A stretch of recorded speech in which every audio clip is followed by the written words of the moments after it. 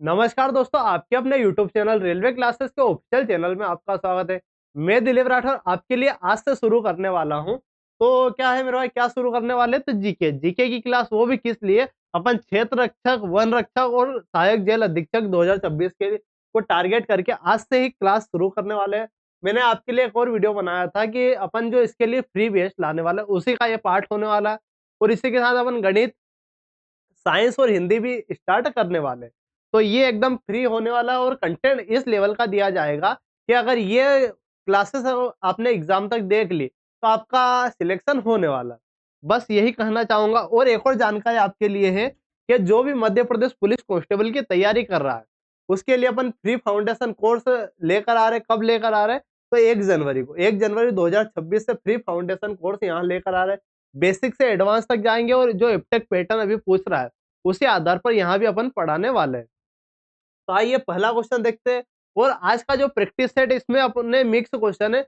बाकी अपन आने वाले जो टाइम में किस प्रकार से लाने वाले, मिक्स भी लाने वाले हैं और टॉपिक वाइज भी लाने वाले हैं। जैसे कि एमपी पुलिस में आपसे पूछे थे नदी और बांध, तो नदी और बांध का अपन एक फुल क्लास लेकर आ जाएंगे। नदी और बांध एक ही क्लास में समाप्त करने वाले। ऐसे अपन कुछ कुछ टॉपिक जो इंपॉर्टेंट बनते हैं वो अपन करने वाले हैं। तो पहला क्वेश्चन देखिए। पहला क्वेश्चन क्या है? मूल भारतीय संविधान में कुल कितनी अनुसूचियां है? तो जो अपना संविधान है उसमें मूल संविधान में कितनी अनुसूचियां? तो 8 अनुसूचियां आपके मूल संविधान में देखने को मिलती है। अब अनुसूची की बात करें तो यहाँ अनुसूची से बहुत सारे क्वेश्चन आपको देखने को मिलते हैं। क्या मेरे भाई? तो यहाँ आपसे पूछता है कि मूल संविधान से, जैसे ये क्वेश्चन बना आपका, तो मूल संविधान में कितनी अनुसूची थी? 8। आपसे ये भी पूछ सकता है कि वर्तमान में कितनी अनुसूची है? तो वर्तमान में आपकी 12 अनुसूची। कितनी मेरे भाई? वर्तमान में 12 अनुसूची आपको देखने को मिलेगी। अब यहाँ से आपसे बनता है कि अपन पहले 4 थी, वर्तमान में 12 है। इसका मतलब क्या है? अपन ने 9वीं भी जोड़ी, 10वीं भी जोड़ी, 11वीं भी अनुसूची जोड़ी और 12वीं। अब यहाँ से आपके क्वेश्चन बनते हैं कि इन अनुसूची में आपका क्या क्या है। तो 9वीं अनुसूची की बात करें, ये हमने कब जोड़ी? तो जो पहला संविधान संशोधन के द्वारा हमने पहली 9वीं अनुसूची जोड़ी। इसमें क्या था मेरे भाई? इसमें भूमि सुधार। इसमें क्या है? आपका भूमि सुधार से संबंधित मामले आपके कहाँ देखने को मिलते हैं? 9वीं अनुसूची में। 10वीं अनुसूची हमने कब जोड़ी? तो 52वें संविधान संशोधन के द्वारा। 52वां संविधान संशोधन, ये किससे संबंधित है? 10वीं अनुसूची आपकी दल बदल से। तो दल बदल से संबंधित है। 11वीं आपकी बात करें, 11वीं आपका 73वां संविधान संशोधन के द्वारा हमने जोड़ी। 11वीं में आपकी क्या है? पंचायत। 11वीं में आपके कौन से मामले देखने को मिलते हैं? पंचायती राज आपके 11वीं में देखने को मिलेगी। 12वीं हमने कब जोड़ी? 12वीं की अगर बात करें तो ये 74वें संविधान संशोधन, 74वां संविधान संशोधन के द्वारा। इसमें आपका क्या देखने को मिलता है? नगर पालिका, नगर निगम, जो नगर पालिका या नगर निगम बोल दीजिए, ठीक है। नगर पालिका मतलब जो नगर परिषद होती है आपकी, नगर पालिका, वो आपकी 12वीं अनुसूची में देखने को मिलती है। यहाँ से और क्वेश्चन आपके दो बनते हैं कि जो 11वीं अनुसूची है, इसमें काम करने के लिए आपके 29 विषय प्रदान किए गए और 12वीं अनुसूची में काम करने के लिए आपके 18 विषय प्रदान किए गए।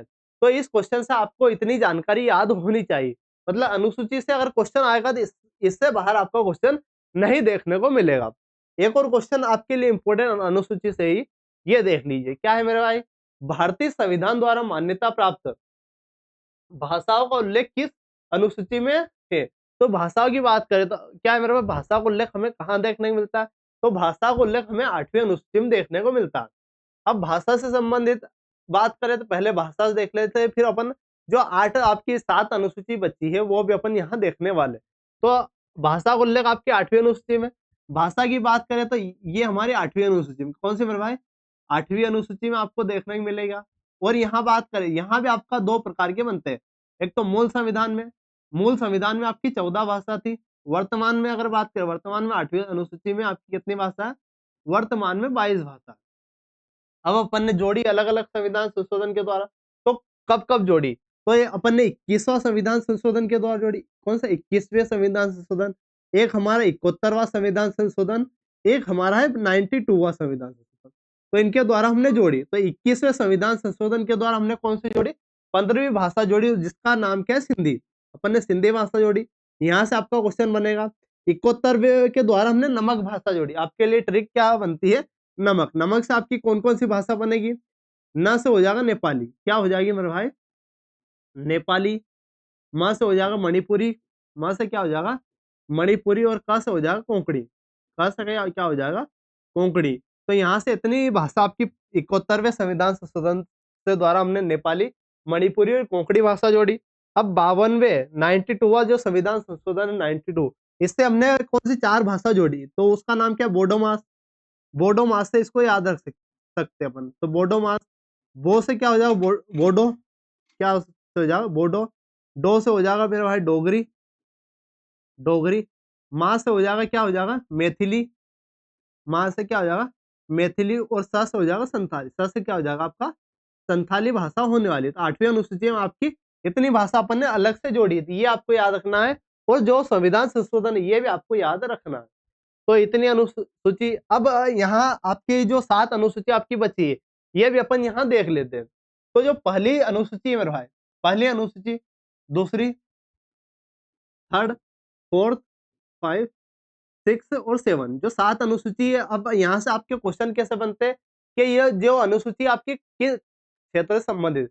तो पहली अनुसूची की बात करें, पहली आपकी राज्य किससे संबंधित होने वाली, राज्य से संबंधित होने वाली। दूसरी की बात करें तो यहाँ से एक ट्रिक आप याद कर सकते हैं, स्पोर्ट्स किस, कौन सी मेरे भाई स्पोर्ट्स। तो एस से क्या हो जाएगा स्टेट, मतलब पहली में क्या स्टेट। पी से हो जाएगा पेमेंट, पेमेंट बोले तो वेतन। दूसरी में पेमेंट। ओ से हो जाएगा ओथ, ओथ बोले तो यहाँ शपथ। आर से हो जाएगा आपका राज्यसभा, राज्यसभा के सदस्य की बात करेगा। और ट से हो जाएगा ट्राइबल एसटी की बात करने वाला। तो यहाँ दूसरे अनुसूची में किसकी बात करेगा, यहाँ वेतन की बात करेगा, वेतन भत्ते, किसकी वेतन भत्ते। तीसरी में अगर बात करें तो तीसरी में अपन क्या देख रहे हैं शपथ की बात। तीसरी में आपको क्या देखने को मिलेगा शपथ। चौथी में आपका क्या देखने को मिलेगा राज्यसभा, क्या मेरे भाई राज्य, राज्यसभा की जो सदस्य का नामांकन, राज्यसभा सदस्य का जो नामांकन हमें कहाँ देखने को मिलता है चौथी में।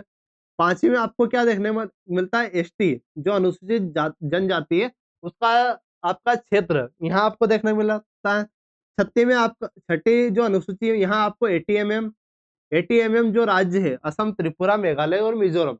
यहाँ आपको याद रखना है कि कौन सा है, मणिपुर इसमें शामिल नहीं है, क्योंकि आपका ऑप्शन में यही देता है। तो मणिपुर यहाँ ऑप्शन में आप अगर आता है कि एटीएमएम राज्य में मणिपुर शामिल है क्या, तो नहीं है। ये जो असम, त्रिपुरा, मेघालय और मिजोरम इसमें शामिल है। 7वीं अनुसूची में क्या है मेरे पास, 7वीं अनुसूची में आपकी सूची है होने वाली। सूची आपकी कितने प्रकार की, सूची आपकी 3 प्रकार की है।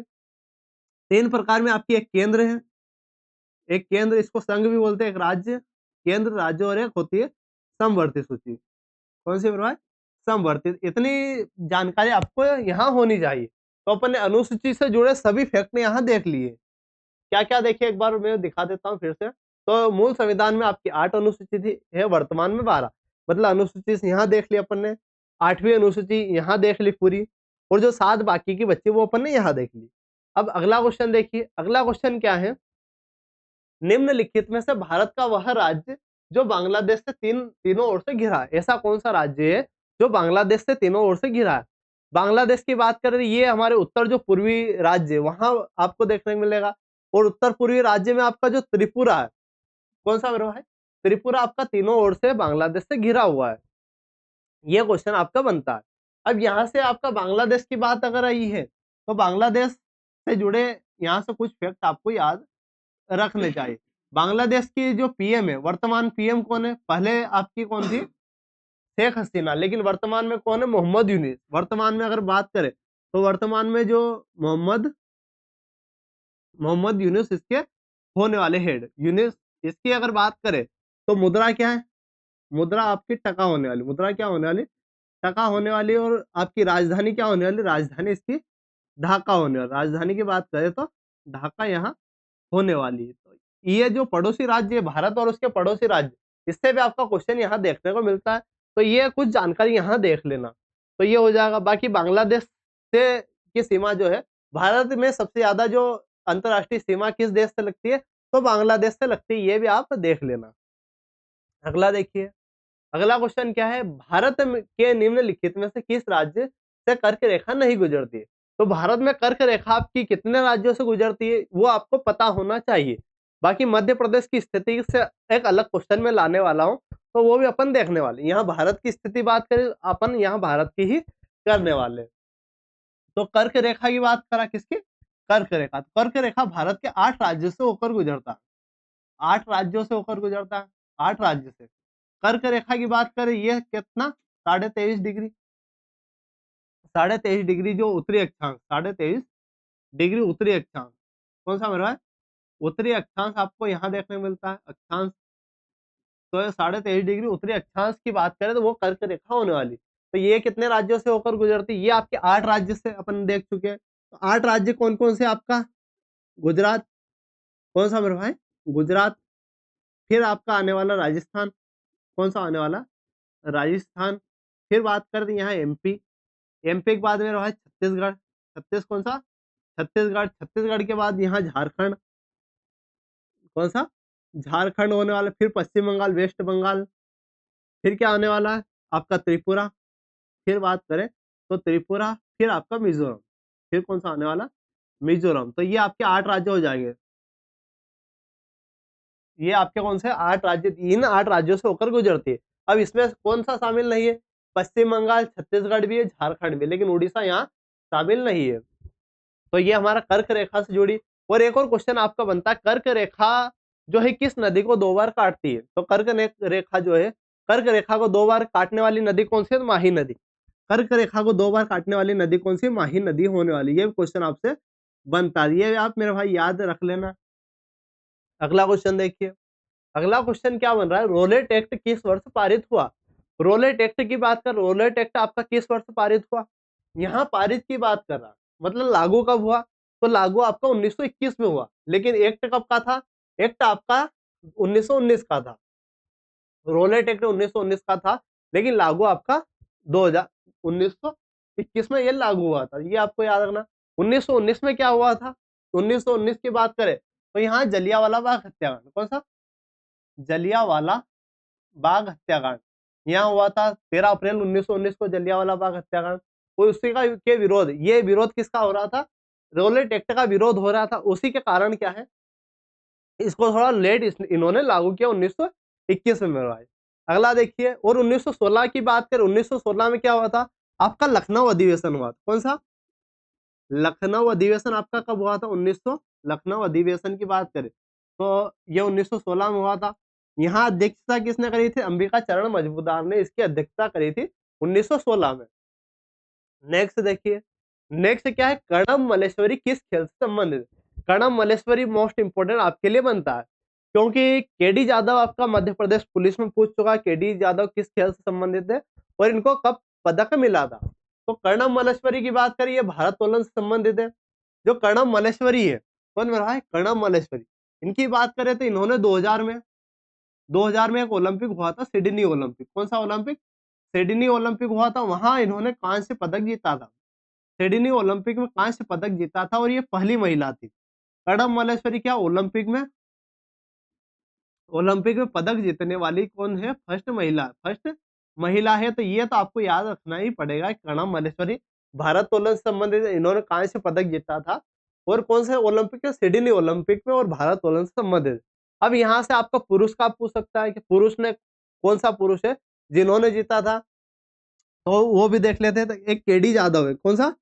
केडी जाधव। केडी जाधव ने भी कांस्य पदक जीता था। कौन सा पदक जीता था? कांस्य पदक जीता था। ये किस खेल से संबंधित है? ये कुश्ती से संबंधित। किस खेल से? कुश्ती से संबंधित है। इन्होंने कब जीता था? तो 1952 में। 1952 में कौन सा? Helsinki Olympic. हेलेंस्की ओलंपिक में इन्होंने क्या जीता था? आपका कांस्य पदक जीता था और कुश्ती में जीता था। ये भी क्वेश्चन बनता है। और ये भी पहले भारतीय, ये भी कौन है? फर्स्ट भारतीय है। तो ये दोनों क्वेश्चन आपके बनते हैं। और ये वाला क्वेश्चन आपसे बना था कि पहले भारतीय जिन्होंने ओलंपिक में पदक जीता था वो कौन है? तो केडी जाधव, मध्य प्रदेश में पुलिस में। ये वाला क्वेश्चन आपका पूछ चुका है।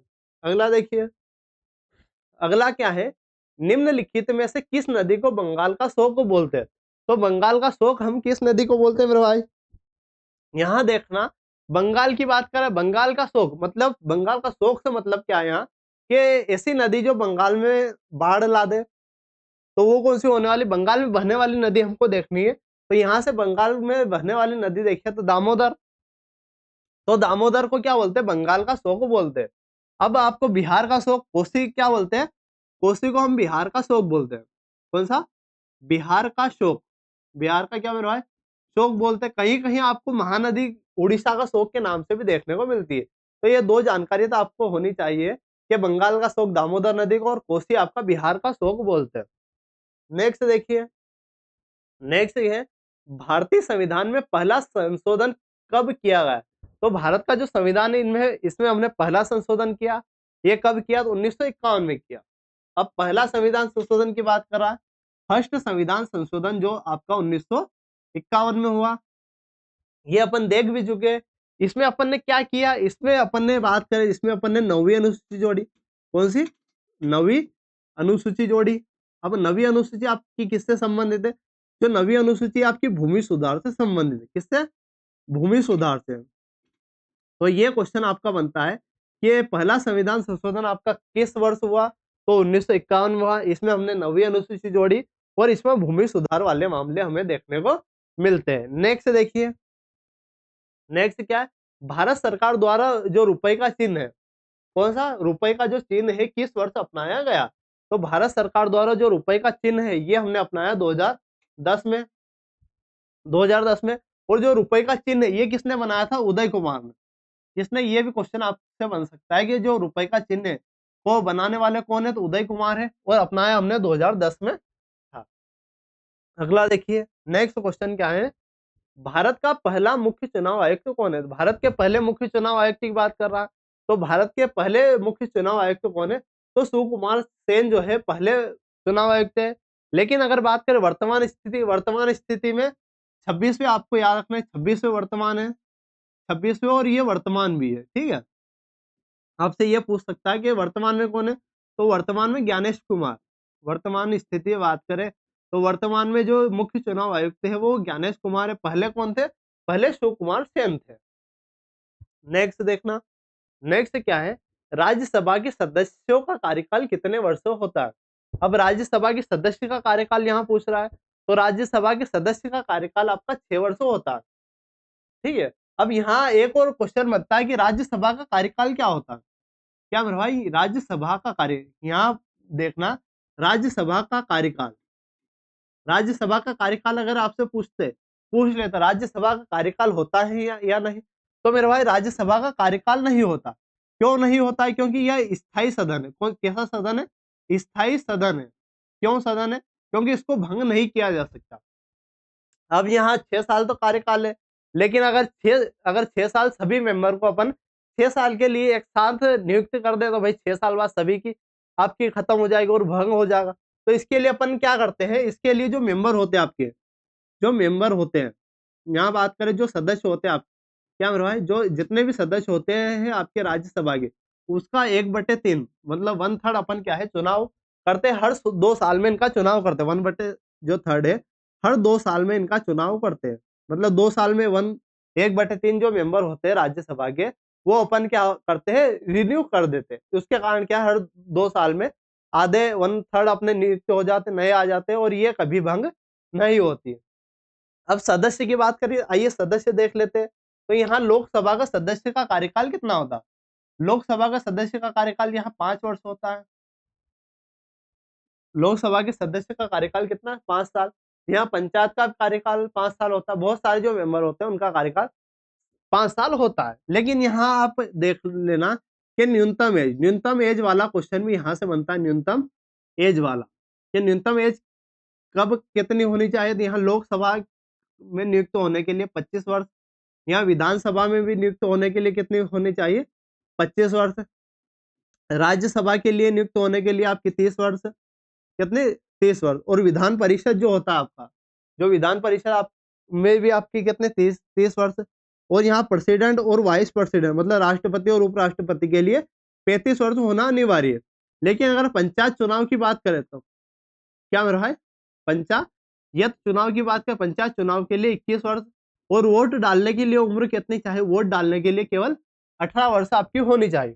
तो ये एज वाली डिटेल भी आपको याद रखनी है, क्योंकि इससे क्वेश्चन आपको देखने को मिलता है। अगला देखना, अगला क्या है? सत्यमेव जयते कहाँ से लिया गया है? तो सत्यमेव जयते की अगर बात करिए हमने कहाँ से लिया है, तो मुंडोक उपनिषद से लिया है। तो ऑप्शन भी आपका करेक्ट हो जाएगा। अगर ऋग्वेद की बात करें, ऋग्वेद क्या है मेरा है? सबसे पुराना वेद है। सबसे पुराना वेद है, ये आपको ध्यान रखना।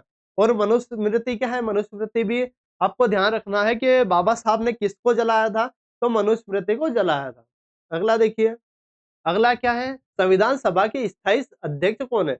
तो संविधान सभा का जो स्थायी अध्यक्ष होता है वो कौन होता है? संविधान सभा के स्थायी अध्यक्ष की बात करें तो डॉक्टर राजेंद्र प्रसाद स्थायी अध्यक्ष थे।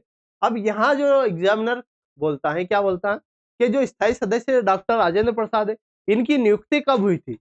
तो इनकी नियुक्ति बात करें तो 13 सितंबर, 13 दिसंबर। और अस्थायी कौन है? अस्थायी भी आपसे पूछता है। अस्थायी जो अध्यक्ष होते हैं, अस्थायी अध्यक्ष जो 9 दिसंबर को चुने गए। कब? 9 दिसंबर को चुने गए थे। अब ये कौन थे? डॉक्टर सच्चिदानंद सिन्हा, डॉक्टर सच्चिदानंद सिन्हा साहब अस्थायी अध्यक्ष कौन थे जो 9 दिसंबर को चुने गए थे? डॉक्टर सच्चिदानंद सिन्हा। और 13 दिसंबर को कौन चुने गए थे? डॉक्टर राजेंद्र प्रसाद चुने गए थे। डॉक्टर भीमराव अंबेडकर की बात कर रही है, प्रारूप समिति के हेड, किसके हेड? प्रारूप समिति के हेड कौन है? तो डॉक्टर भीमराव अंबेडकर। जवाहरलाल नेहरू कौन है? पहले प्रधानमंत्री डॉक्टर सरदार पटेल पहले गृह मंत्री होने वाले। नेक्स्ट देखिए, नेक्स्ट क्या, खजुराहो के मंदिर किस वंश द्वारा बनाए गए थे? तो खजुराहो के मंदिर आपके किस वंश द्वारा बनाए गए थे? तो ये चंदेल वंश के द्वारा बनाए गए थे। अब जो खजुराहो के मंदिर ये चंदेल वंश ने बनाए थे। अब ये किस जिले में, ये आपसे क्वेश्चन बनता है, खजुराहो के मंदिर आपके किस जिले में है? किस जिले में है? तो ये छतरपुर में। कहाँ होने वाले? छतरपुर। छतरपुर कहाँ है मेरे भाई? मध्य प्रदेश में। कहाँ है? छतरपुर, मध्य प्रदेश। और यहाँ एक प्रसिद्ध मंदिर है, कंदरिया महादेव मंदिर। कौन सा? कंदरिया, कंदरिया महादेव मंदिर। कंदरिया यहाँ क्या है मेरे भाई? महादेव मंदिर आपको देखने को मिलेगा। तो कंदरिया महादेव मंदिर कहाँ है? तो आपका जो खजुराहो के मंदिर में कंदरिया महादेव मंदिर देखने को मिलेगा। और यहाँ अपने कुछ डिटेल आपको और याद रखनी चाहिए कि जो खजुराहो के मंदिर है इसको यूनेस्को में हमने कब शामिल किया? तो 1986 में हमने इनको यूनेस्को में शामिल किया है। तो इतनी जानकारी आपको यहाँ से होनी चाहिए। उनको जो चंदेल वंश, एक और क्वेश्चन आपको ध्यान देना है कि जो चंदेल वंश का संस्थापक, चंदेल वंश का क्या मेरे भाई?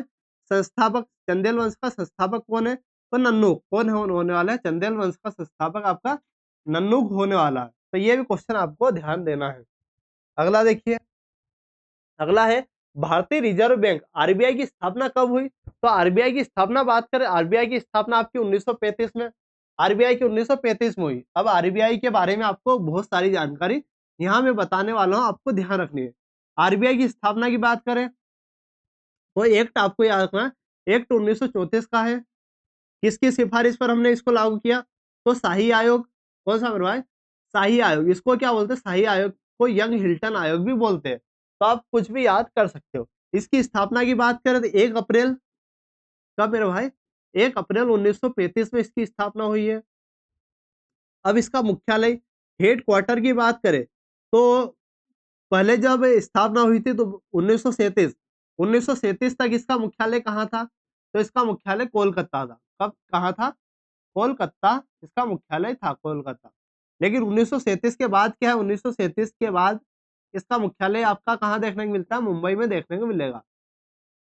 मुंबई में आपका इसके बाद मुख्यालय देखने को मिलेगा।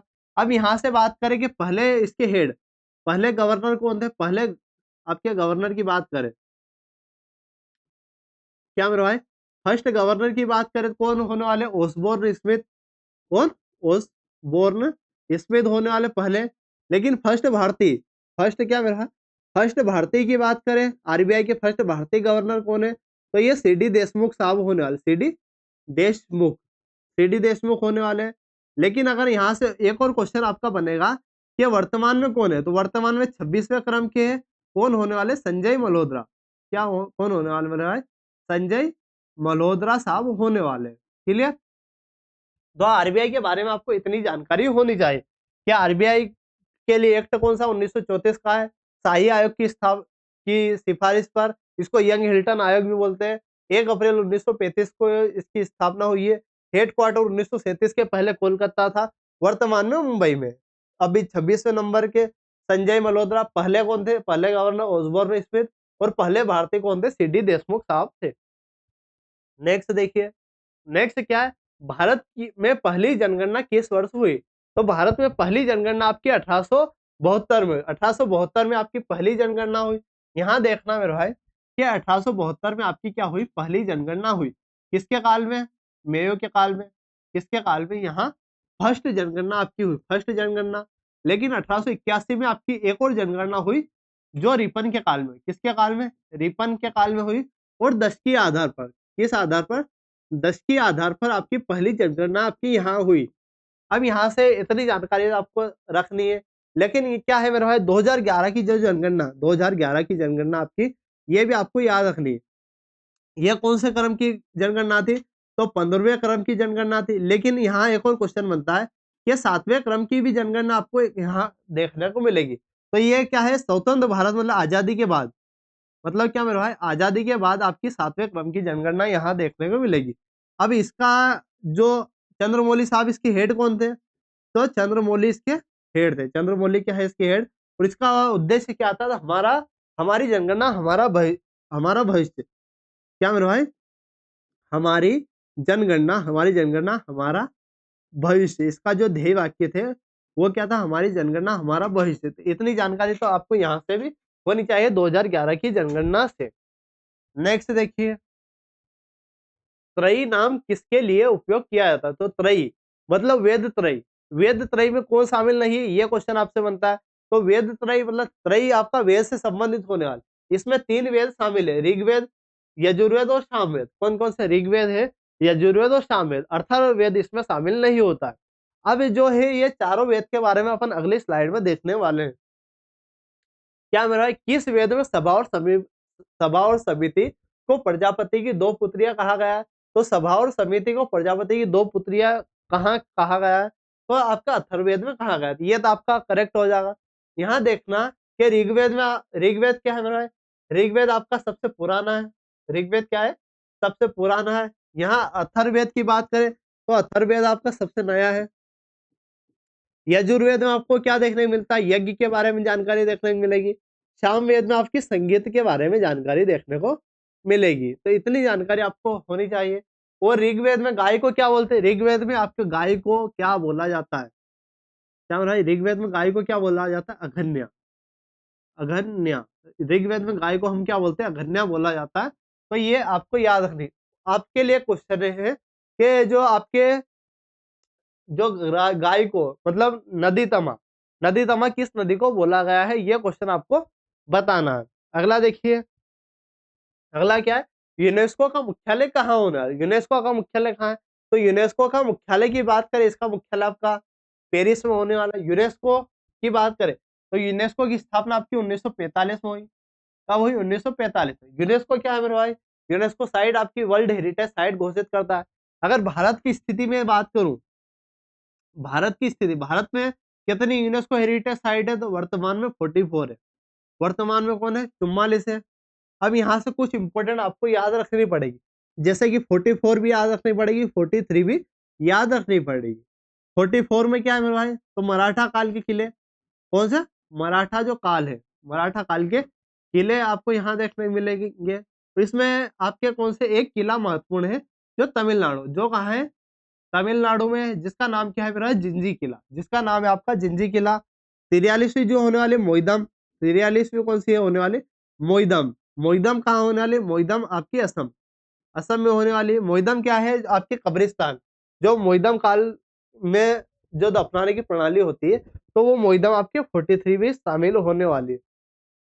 बाकी मेरा यूनेस्को के बारे में आपकी बहुत सारी जानकारी अपन ने पहले भी दे चुका हूँ, और आने वाले क्लासेस में भी देने वाला। अगला देखिए, कोणार्क सूर्य मंदिर कौन से राज्य में होने वाला? तो कोणार्क सूर्य मंदिर आपके किस राज्य में देखने को मिलता है? तो ओडिशा में आपका कोणार्क सूर्य मंदिर देखने को मिलता है। जो कोणार्क सूर्य मंदिर, इसको क्या बोलते हैं? Black pagoda. ब्लैक पेगोडा के नाम से भी जानते हैं। किसके नाम से? पेगोडा। किसके नाम से मेरा भाई? Black pagoda. ब्लैक पेगोडा के नाम से जानते हैं। और यहाँ बात करें तो कोणार्क सूर्य मंदिर आपके 10 रुपए के नोट पर स्थित है। कौन से? 10 रुपए के नोट पर भी आपका कोणार्क सूर्य मंदिर यहाँ देखने को मिलता है। बाकी मेरा भाई ये क्लास आपको कैसी क्या लगी जरूर बता देना। और जो मध्य प्रदेश पुलिस फाउंडेशन का अपन कोर्स लाने वाले, वो आपको चाहिए या नहीं, और ये जो क्लास है अपन इसी प्रकार से पढ़ाई या आपको टॉपिक वाइज पढ़ाई जाए, तो इसके बारे में भी जरूर बता देना। और वीडियो को अगर लाइक नहीं किया, लाइक कर देना, चैनल को सब्सक्राइब भी कर लेना। बाकी मिलते हैं अपन मैथ्स की क्लास में शाम को 6 बजे। धन्यवाद।